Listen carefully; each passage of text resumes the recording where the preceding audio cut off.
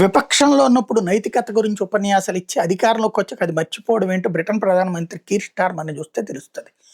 విపక్షంలో ఉన్నప్పుడు చొరబాటుదారులు శరణార్థుల వలన బ్రిటన్ పౌరులు ఇబ్బంది పడుతున్నారంటే నిలదీసేవాడు. ఇప్పుడు అధికారంలోకి వచ్చాక వాళ్ళ కోసం చివరికి బ్రిటన్ పౌరుల మీదనే దేశద్రోహం కేసులు పెట్టిస్తున్నాడు. అది పక్కన పెడితే మరొక విచిత్రమైనటువంటి పరిస్థితి.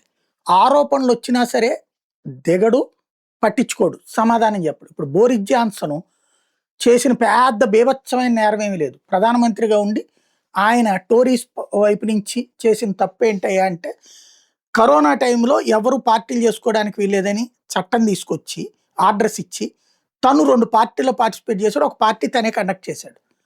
అదే పార్టీ గేట్ కుంభకోణం. అదేమి కోట్ల రూపాయలు ఇది కాదు, బూతు కాదు, అనైతికం అంతే.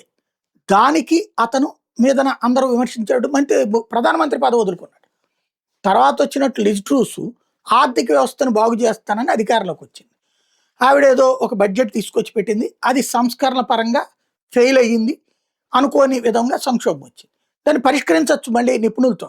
కానీ నేను చెప్పింది చేయలేకపోయాను కదా, నైతిక బాధ్యత వాటిస్తూ రాజీనామా చేసి 45 రోజులకి రాజీనామా చేసింది ప్రధానమంత్రి హోదాలో.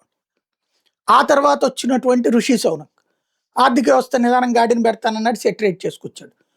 అప్పుల నుంచి సంక్షోభం నుంచి బయటికి తీసుకొస్తానన్నాడు, తీసుకొచ్చాడు. తీసుకొచ్చిన వెంటనే ఆయన చేసిన పొరపాటు ఎన్నికలకు వెళ్ళాడు.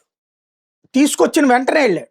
ఆ తీసుకొచ్చింది జనాలు అనుభవించాక వెళ్ళుంటే వాళ్ళే గెలిచేవాళ్ళు. కానీ అదంతా తప్పని చెప్తూ అధికారంలోకి వచ్చిన లేబర్ పార్టీ కీర్ స్టార్మర్ ఇప్పుడు ఎపిస్టన్ ఫైల్స్లో ఉన్నాడు. ఆ ఘాతుకాల్లో వన్ ఆఫ్ ద మెంబర్. దాని గురించి మాట్లాడు, సమాధానం చెప్పడు.